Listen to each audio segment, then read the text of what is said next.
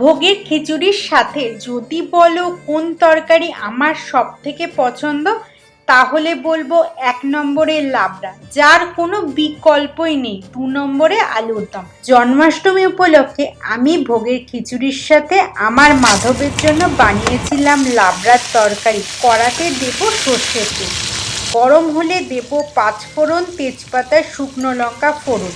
চিরবির করতেই দেবো আলু কুমড়ো, সাথে দেবো সন্দক লবণ আর হলুদ গুঁড়ো।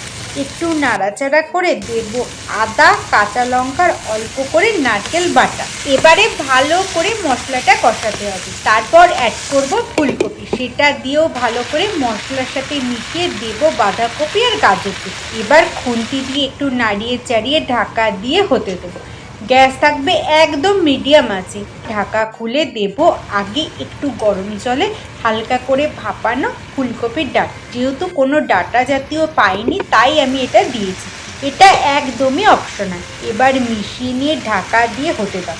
লাবড়ার এটাই বৈশিষ্ট্য, ঢাকা দিয়ে দিয়ে ধিমে আঁচে কষিয়ে কষিয়ে রান্না হবে।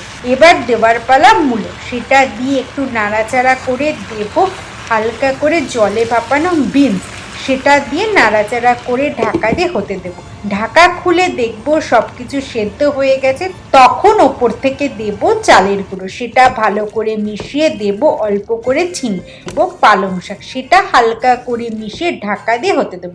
সব কিছু হয়ে গেলে সেদ্ধ হয়ে গেছে কিনা দেখে গ্যাস বন্ধ করে ওপর থেকে দেব ভাজা মশলা আর ঘি, সেটাও ভালো করে মিশিয়ে ফিনিশিং টাচটা করব ধনেপাতা কুচি আর কাঁচা লঙ্কা চেরা দিয়ে। তাহলে রেডি লাবড়ার তরকারি। রেসিপিটা সবার জানি, তাও আমি শেয়ার করলাম। সাথে বানিয়েছিলাম ফুলকপি, মটরশুঁটি আর পনির দিয়ে খিচুড়ি।